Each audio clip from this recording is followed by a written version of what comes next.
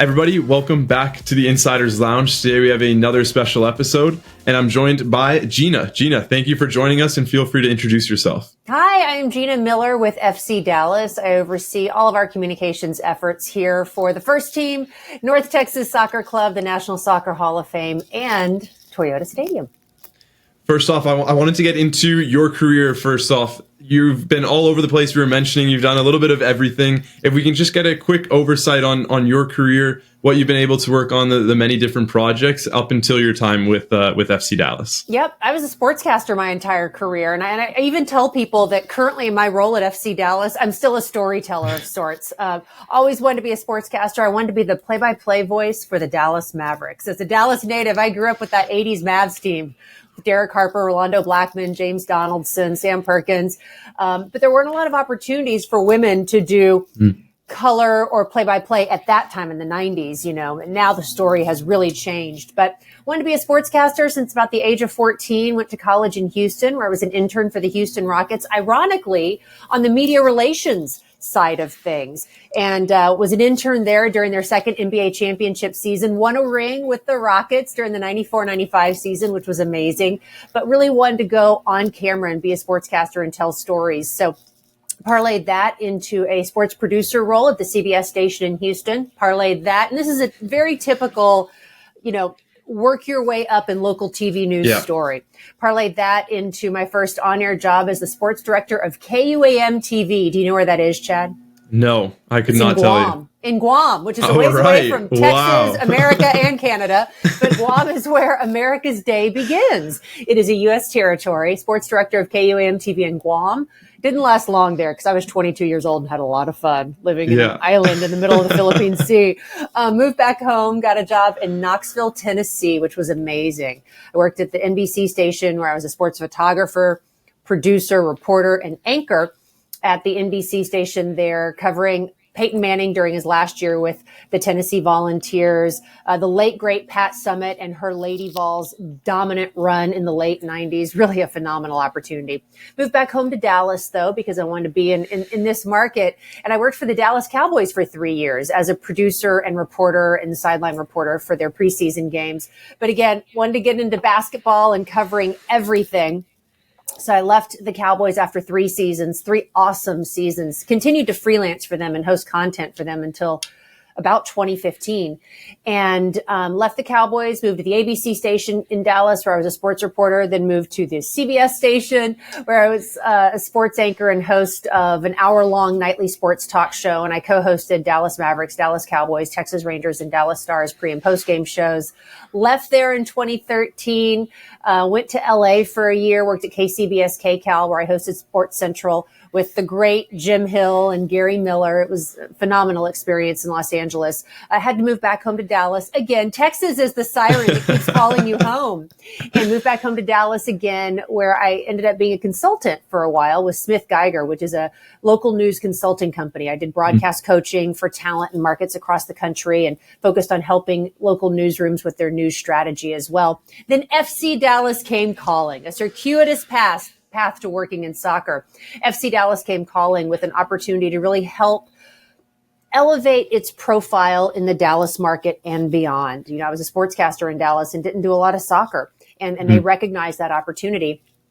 And I'd had a relationship with the club as I did pre- and post-game shows for them for a while, for about 2 seasons in a consulting capacity, and helped them try and change things. And I joined FC Dallas in 2017, overseeing public relations and media relations strategy, as well as content and broadcast operations. And 7 years later, here I am. We've really grown. We've gone from local TV to Apple TV. We've announced stadium renovations. We have reopened the National Soccer Hall of Fame and reinvigorated the Soccer Hall of Fame announcement process. It used to be a phone call that you'd leave on a voicemail. Now we fly around the world and tell people they're Hall of Famers and surprise them with people who were important to them.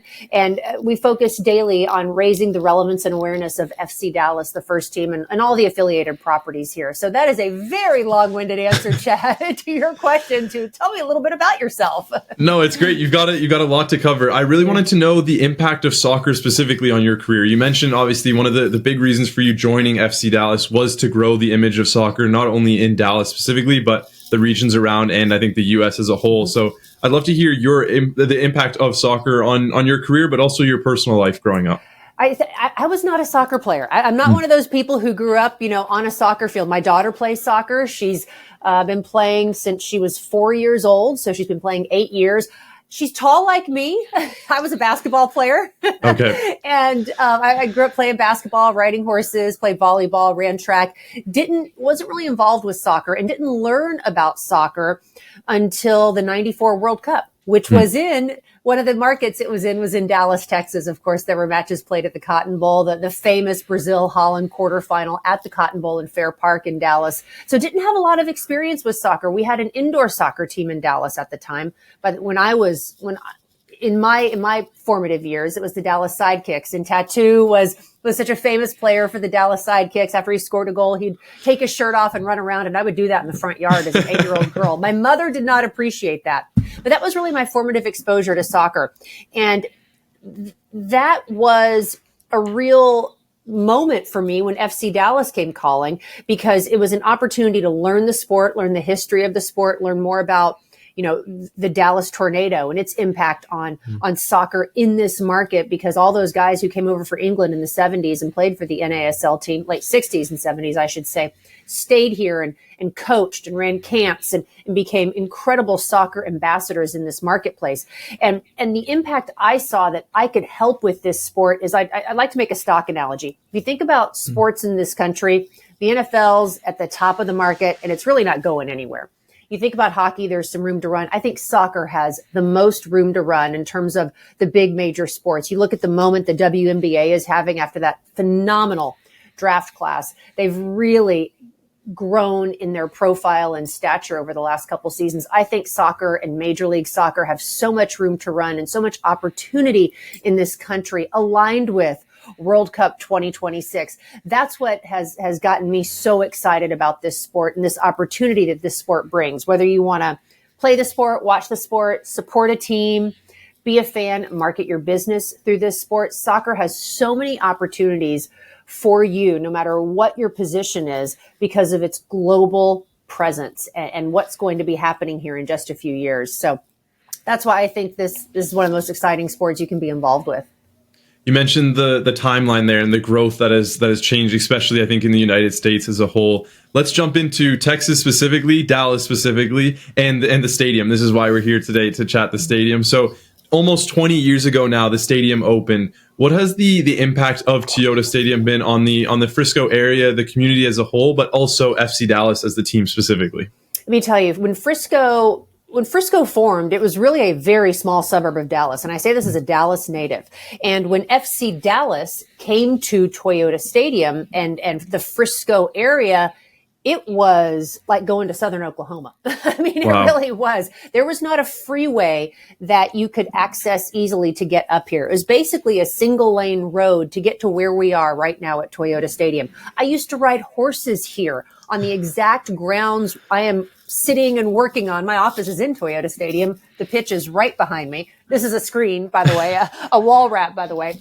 But it has really helped solidify this market as Sports City USA, this town as Sports City USA. That is what Frisco calls itself. It calls itself. FC Dallas came here, developed this land, this 145-acre campus, not just for the first team, but for youth soccer as well, which helped us program this facility more than 300 days a year. We have college football, high school soccer, other events, dark day events, in addition to the 17 regular season home matches for FC Dallas. So putting that flag in the ground, that stake in the ground from an FC Dallas perspective was instrumental in helping build this community and grow it, because now you see there's FC Dallas, PGA of America opened within the last couple of years. The Ryder Cup is going to be here in Frisco, Texas. I mean, think about that. That was unfathomable just 5 years ago. The Dallas Cowboys world headquarters are right here in Frisco, Texas. The Dallas Stars, their headquarters are right here in Frisco, Texas. The NBA's Texas Legends, or NBA G League's Texas Legends, play here. The Frisco Rough Riders, the Texas Rangers minor league affiliate, they play here. What FC Dallas did by coming to market here, it was Lamar Hunt who read a story in the Dallas Morning News. Lamar Hunt is the really one of the founders of soccer in the United States, as he helped found the NASL in the late 60s, early 70s with the Dallas Tornado. And he owned 3 MLS franchises, the Columbus Crew, then the Kansas City Wiz, now Sporting Kansas City, and the then Dallas Burn, now FC Dallas. Divested of them and focused on the Dallas franchise. He saw an opportunity in Frisco in the Dallas Morning News through some media coverage. He met with the city manager. They struck a deal, a public-private partnership to bring soccer to Frisco, the home of FC Dallas. And it really has been an anchor point for the growth of this community. It almost reminds me of Disney in Florida, where they just went out to the Everglades and Walt was just like, okay, this is going to be the future of Disney. And now it's become like a mega city. But I think sort of it takes someone to do that initial step, and then everyone follows and goes, okay, we see the potential. We see why Frisco might be an area where we can grow as our organization. And that's a great point. It takes visionary individuals to see that opportunity, because I'll be candid with you, as a Dallas native, I did not see opportunity in Frisco, Texas. And I was in my, I think I was in my mid-20s when all this was happening here. This growth opportunity was happening here. And you heard things about Frisco. You heard it, but you didn't think, oh, this could be the center of the Metroplex. This could be the center in this sports hub. We could have World Cup national teams training here in Frisco, Texas. That was a thought that did not enter your mind.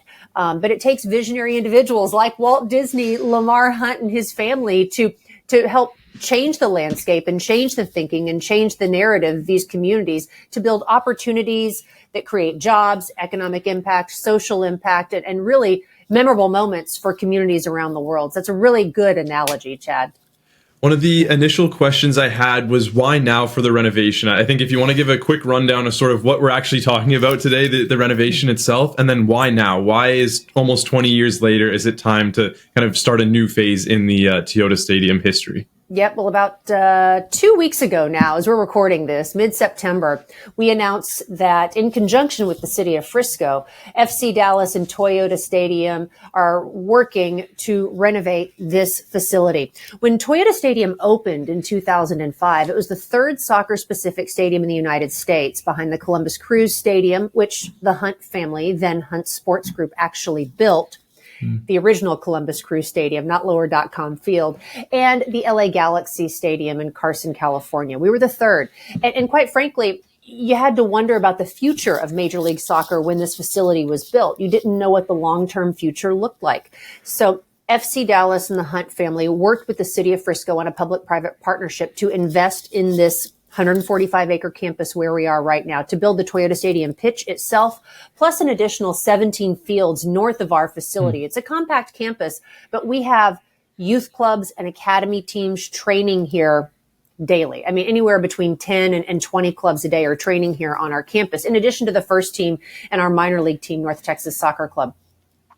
Like any facility, it needs constant maintenance and upkeep, which that happens, but it also needs a modernization to stay relevant with the facilities of today and, quite frankly, tomorrow. We're not necessarily building and renovating this stadium for 2024, 25, 26. It's being built for the future, to future-proof the facility. And in this market, and I'm biased here, and I've covered sports all over the world. I worked in LA. It's an incredible sports market. We are the best sports market in America, and we have Taj Mahals of facilities in this market, starting with AT&T Stadium in Arlington, Texas, which will host 9 matches in World Cup 2026. You have the American Airlines Center, where the Dallas Stars and the Dallas Mavericks play, a gorgeous facility that is actually going through some renovations as we speak. Gorgeous facility.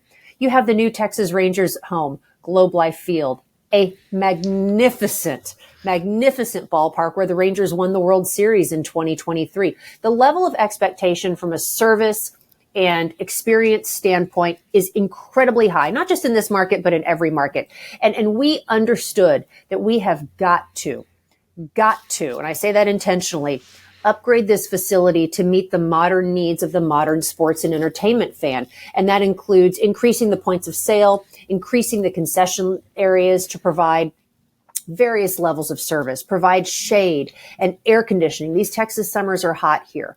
Everyone who comes to the facility will be sitting now in a covered seat upon completion of this construction. A number of guests will have access to air-conditioned club space and suite spaces, things that are so important when you're dealing with an outdoor stadium atmosphere. So we're really trying to address the modern needs of the sports fan and create an environment that offers options for every level of fan. And in this market, being so competitive for the sports and entertainment dollar, we have to innovate and think about a future-proofed modern facility to serve that fan, that soccer fan, that corporate client, that supporter, various levels of fans, so they can have an authentic sports and entertainment and soccer experience. You mentioned right at the beginning there the public-private partnership. And I think for many of our demographic, they're very European-based and they're not used to that partnership. Many of the stadium renovations done on the European side of things are very just privately done. They're privately funded. So I want to get a better perspective or a better understanding of that partnership. Who are the partners that are part of that? And why is that benefiting the community as a whole? We've mentioned some of the reasons why, but I'd love to get a little bit more into that.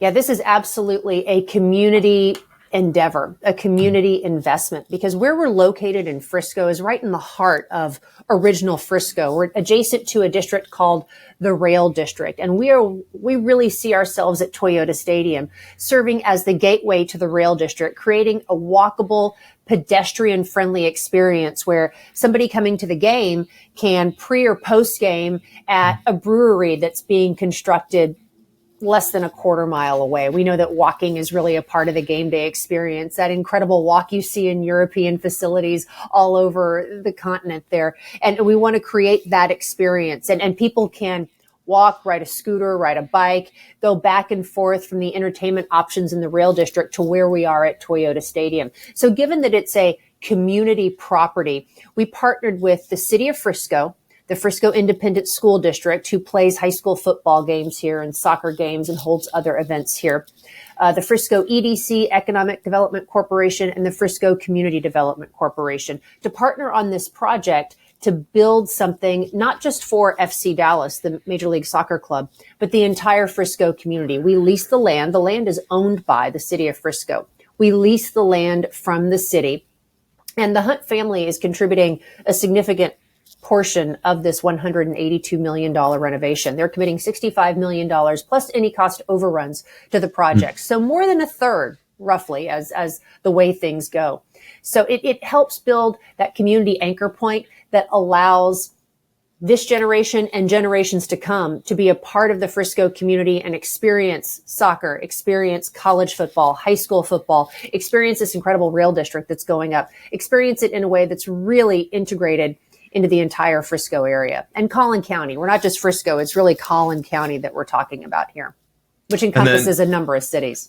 Right. No, of course. And then you mentioned secondly there about the actual club suites, executive levels. There's a lot of those additions, and it looks like a very commercial focus on that. So I'd love to hear more on that side, on the understanding of revenue streams. How are these increasing revenue streams in terms of the overall business strategy for FC Dallas as well as Toyota Stadium as a whole?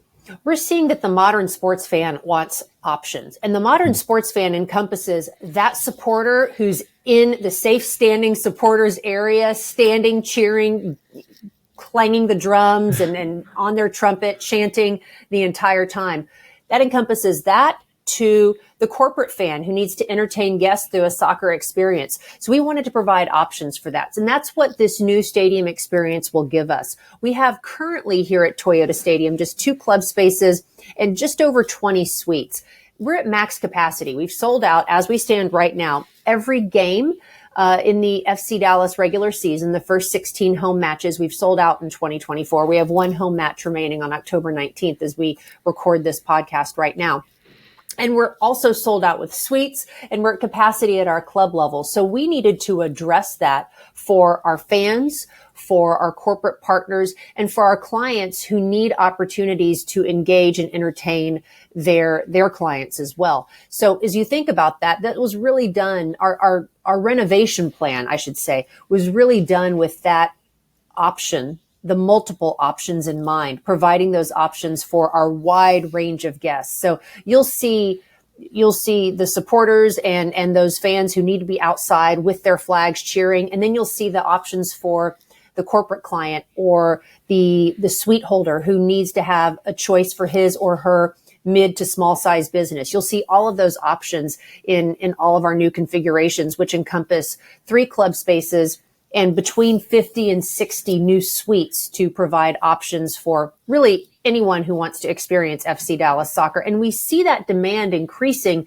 because of the eyeballs coming to the sport, thanks to the World Cup here in the United States and obviously in Canada and in Mexico as well. But we see so many eyeballs and people coming to the sport, whether they want to, like I said earlier, market their business through the sport, just experience the sport, learn the sport. We need to have options for those individuals who want to experience that.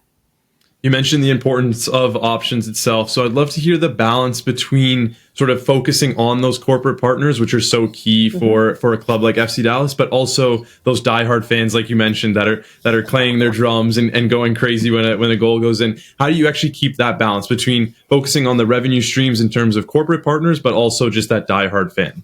Yep, I think what comes into play is strategic leadership and personnel development within the club. We have a dedicated team focused on engaging the supporters, listening to the supporters, ensuring that their needs are met. You know, we moved them to the south end during our recent round of renovations, and they wanted to go back to the north end. They're getting what they're asking for. We're working in consultation with them to ensure that they're having the experience that they want. But at the same time, we realize that we need to address a fan who maybe needs to entertain a little bit more formally during a game day experience. So, and that's what's great about sports. I mean, you can cater to every level of sports fan during that sporting experience. And I think it's important to address that. All modern teams need to understand that there are options out there. And it's a little bit different from the European experience. You don't see as many suites. You don't see as many club spaces. And we do have a little bit of a different culture here. You go to games, whether it's baseball, hockey, soccer, football, WNBA basketball, you'll see that variety in guest experience, from the courtside seats to the suites and the club spaces. We really have that culture here in the United States that provides diversity in the seating and fan experience. And it's important for these sports teams to be sustainable and run that business, to have that diversity of options to cater to that wide range of fans. And I think Europeans, especially when I'm speaking with club executives and owners of clubs on that side, they're looking towards the American teams to actually gain inspiration from all sports, but also soccer, and get a better understanding of, like, okay, this is how we can sort of change our focus on revenue streams. There's a saying that says everything is bigger in Texas, and I'm sure, as everyone knows, and you have a new video board, 6,000, I believe it's 6,000 square feet, if I've got the number correctly. Yeah. The largest soccer-specific MLS venue video board.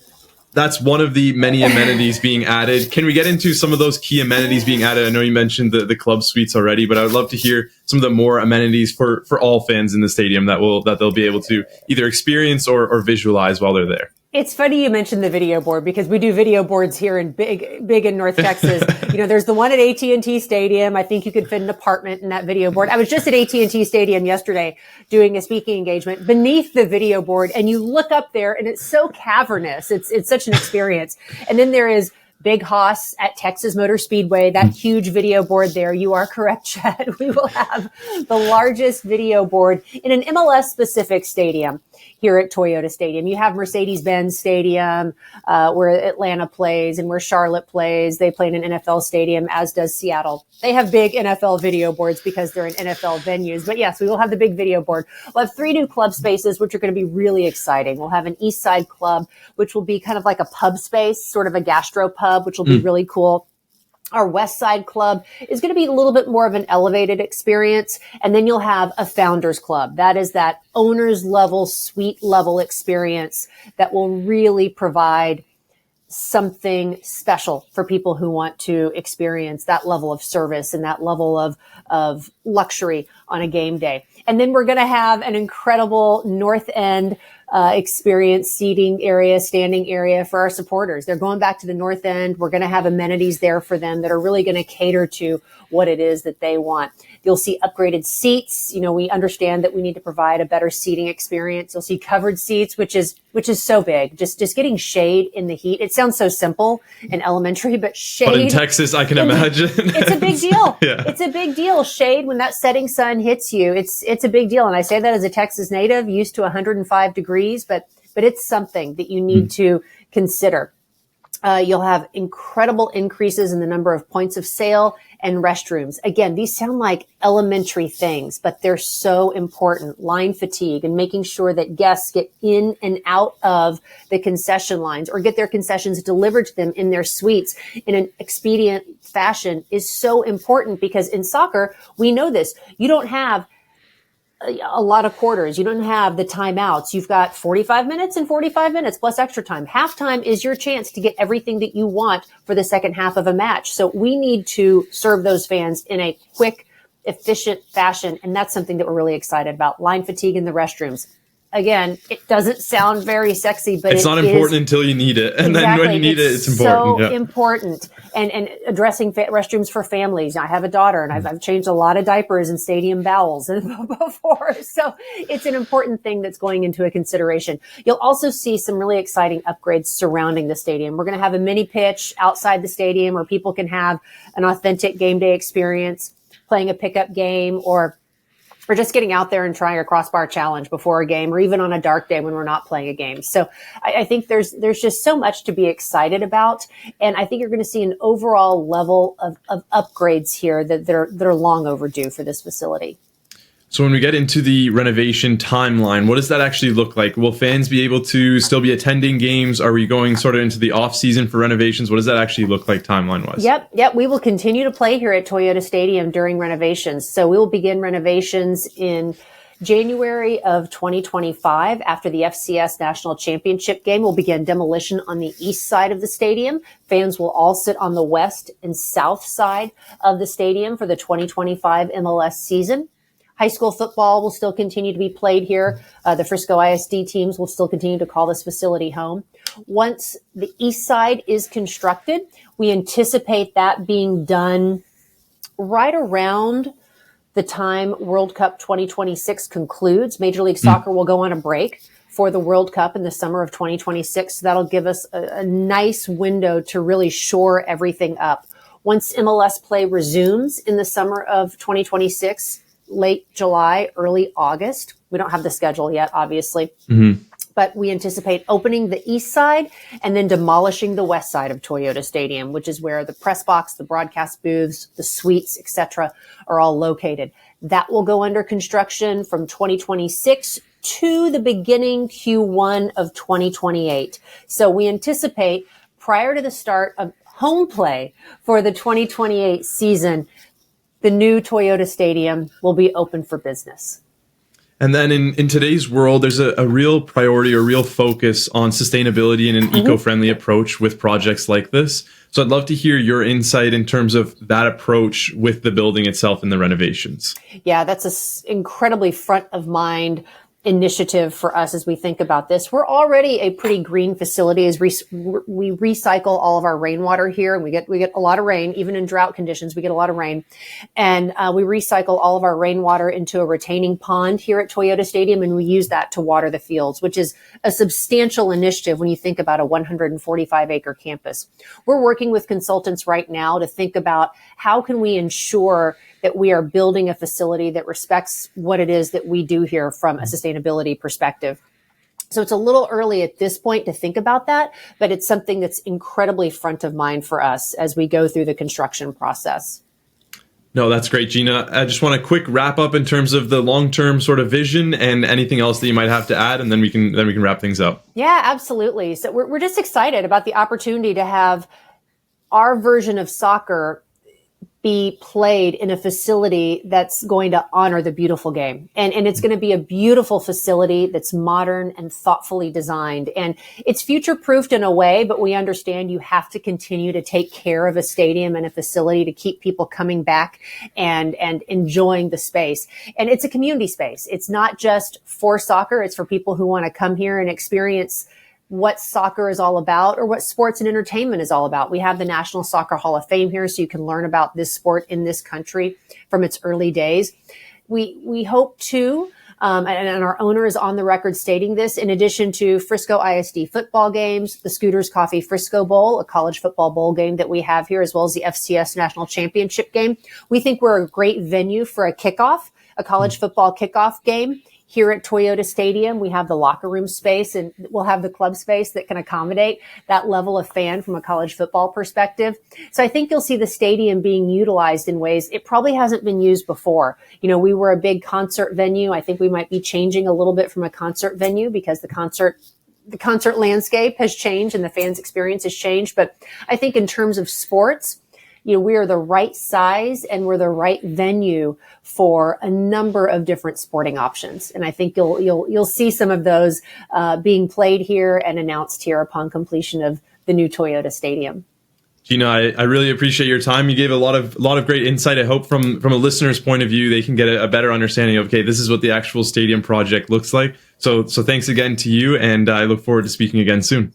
Chad, thank you. Great interview, great questions. If anybody wants to learn more, just go to newtoyotastadium.com. We're always sharing news. I checked it out. It was brilliant. It gave me a bunch of insights, so it was really great. Good. So we'll be providing all sorts of new updates and things there. But great interview. Enjoyed visiting with you. Give me a call anytime.